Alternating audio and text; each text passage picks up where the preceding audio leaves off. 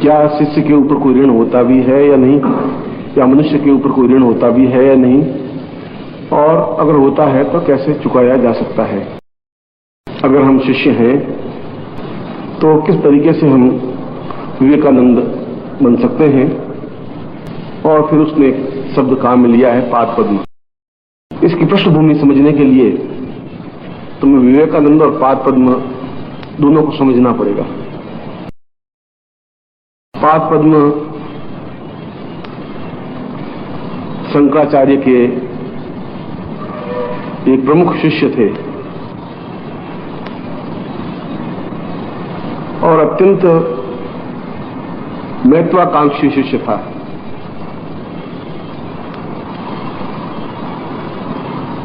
और उसने अपने जीवन में गुरु की बहुत सेवा की और सेवा के द्वारा साधनाएं प्राप्त की और साधनाओं के द्वारा सिद्धियां प्राप्त की और उस प्रकार की सिद्धि प्राप्त की कि जब वह जल गमन प्रक्रिया साधना सिद्ध कर रहा था या उसने जल गमन प्रक्रिया सीखी। जल गमन प्रक्रिया का मतलब है कि पानी पर भी उसी प्रकार से चल सके जिस प्रकार से कोई व्यक्ति जमीन पर चलता है। और जहां जहां पर उसके पानी पर पांव पड़ते थे वहीं पर स्वतः एक कमल खिल जाता था। उस कमल पर पांव रखता, फिर अगला पांव रखता तो फिर उस जगह कमल खिल जाता, उसे पांव रखता और नदी या तालाब या समुद्र पार कर लेता था। इसलिए पाद पद्म, जहां पर पद्म खिल जाए, कमल खिल जाए, जिस पर पांव पड़े, इसलिए उसका नाम पाद पद्म पड़ा। उसने इस प्रकार की साधना की, इस प्रकार की सिद्धि प्राप्त की।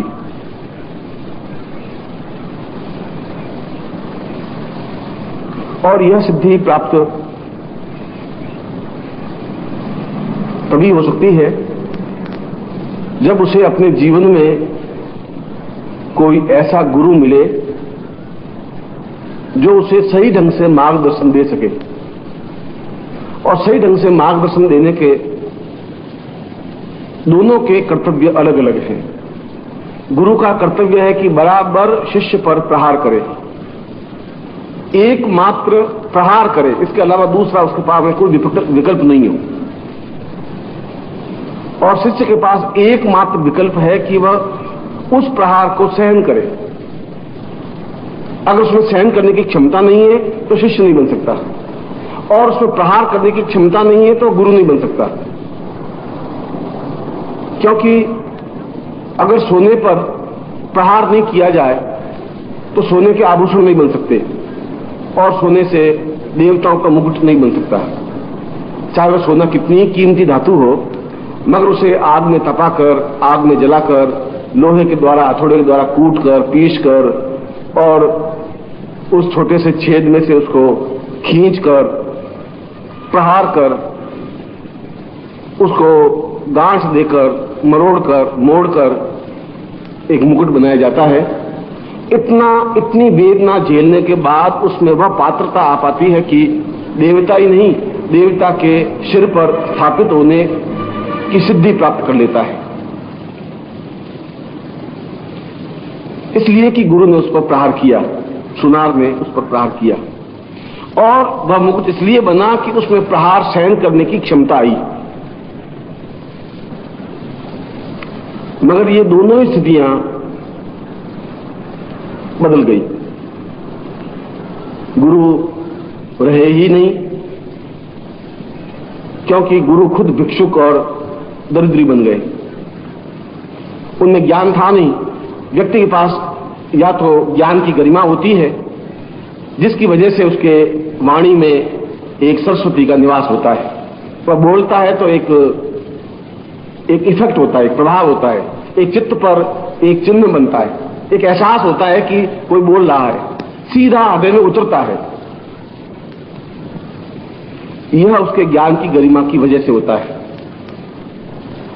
और वह उतारता है शिष्य के मानस में, चिंतन में, विचार में, धारणा में, और पूर्ण रूप से उसके अंदर समाहित करने की क्रिया करता है। मगर ये दोनों ही क्रियाएं दुखदायक हैं। शिष्य गुरु को प्रहार करने में आनंद की अनुभूति नहीं होती, सुख नहीं मिलता, मगर उसका एक कर्तव्य है कि अगर प्रहार नहीं करेगा तो शिष्य उस शिष्यता को पात्र कर ही नहीं सकेगा। शिष्य बनने का तात्पर्य यह है कि वह उस चोट को झेल सके, और यहां चोट को झेल सकेगा तो संसार के किसी भी तांत्रिक के सामने या मांत्रिक के सामने या योगी के सामने या सन्यासी के सामने या किसी गुरु के सामने तनकर खड़ा हो सकेगा, जवाब दे सकेगा, प्रहार झेल सकेगा, प्रहार कर सकेगा।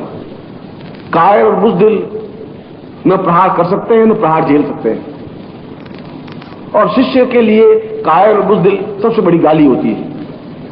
और यदि कहीं पर भी उसके सामने कोई प्रहार कर लेता है शब्दों के माध्यम से या प्रश्न के माध्यम से, और वो प्रहार चुपचाप सुन ले,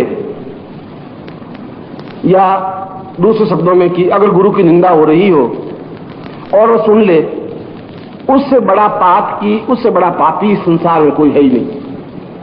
गौ की हत्या करने वाला भी ऐसा पाप नहीं एहसास होता। गुरु गीता में और स्कंद पुराण में बिल्कुल दो रूप में स्पष्ट लिखा है कि संसार का सबसे बड़ा पाप यह है कि वह गुरु की निंदा सुनता है। और गुरु की निंदा इसलिए सुनी जाती है कि आप में प्रहार करने की क्षमता नहीं है, और आप में प्रहार करने की क्षमता इसलिए नहीं है कि गुरु ने आप पर प्रहार किया नहीं है। यदि गुरु ने आप पर प्रहार किया होता तो आप उसको झेलने की क्षमता होती, आप एहसास करने की क्षमता होती और उत्तर देने की ताकत आती। जब प्रहार झेलने की क्षमता आई नहीं आप में, तो फिर आप प्रहार कर ही नहीं सकेंगे। नपुंसक और कायर और बुज़दिल और शून्य व्यक्तित्व जीवन पशुओं की तरह जीवन व्यतीत करते हैं। जीवन का अर्थ है शानदार तरीके से अपने जीवन को पूर्णता तक पहुंचाने की क्रिया, और शंकराचार्य ने वही किया। उस शिष्य को, क्योंकि उसने सेवा की, समर्पण किया और श्रद्धा दी। शिष्य के पास पूंजी केवल 3 चीजें ही होती हैं। चौथी चीज अगर शिष्य के पास है तो शिष्य नहीं है। शिष्य के पास चौथी चीज होनी ही नहीं चाहिए। उसके पास केवल समर्पण होता है, उसके पास सेवा होती है और उसके पास श्रद्धा होती है। और यदि नहीं श्रद्धा है तो वह शिष्य बनने के काबिल नहीं है, वह शिष्य बन ही नहीं सकता। 1000 वर्ष तक पांव दबाने पर भी शिष्य नहीं बन सकता। यदि किसी चीज पर आस्था ही नहीं है, विश्वास ही नहीं है, श्रद्धा ही नहीं। इसलिए मैं उस दिन प्रवचन में कह रहा था कि गुरु करे वैसा तुम्हें करने की जरूरत नहीं है, गुरु कहे वैसा करने की जरूरत है। गुरु ऐसा क्यों कर रहा है तुम उसको अभी समझ नहीं पाओगे, जब समझने की क्षमता आएगी तब हो पाएगा। क्योंकि उसके सामने सैकड़ों कल्प और विकल्प होते हैं, उसको सैकड़ों प्रकार के साधकों से, योगियों से, सन्यासियों से, तांत्रिकों से सामना करना पड़ता है, प्रत्यक्ष रूप में भी अप्रत्यक्ष रूप में भी, रात को सोते समय भी, जागते समय भी। कभी भी कोई भी प्रहार कर सकता है, तो प्रहार करने के लिए सीधा लकड़ी या तलवार लेकर के सामने आने की जरूरत नहीं है, कहीं से भी मान प्रयोग तो हो ही सकता है। जो सर्वश्रेष्ठ बनना चाहेगा उसको उतना ही बड़ी यातना भी झेलनी पड़ेगी, और अपने आप को जिंदा रखने के लिए, अपने आप का वर्चस्व बनाए रखने के लिए उतना ही संघर्ष भी करना पड़ेगा। और वह जब संघर्ष करता है तो उसको किस तरीके से उसको संघर्ष करना पड़ता है वह गुरु जानता है। तुम अभी उस लेवल पर पहुंचे नहीं। और गुरु ऐसा क्यों करता है? इसलिए कि वह कायर बुज़दिल नहीं है, उस चुनौती का सामना करने में समर्थ है। यदि वो एक प्रहार करता है तो उसके ऊपर 4 प्रहार करने की क्षमता रखता है।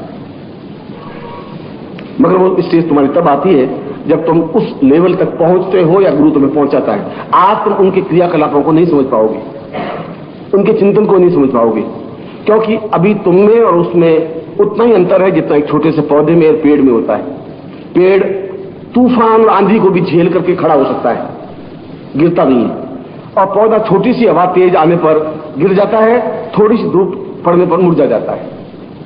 पेड़ नहीं गिरता, पेड़ मुरझाता भी नहीं, क्योंकि उसने उससे पहले कई अंधड़ तूफान देख चुका है।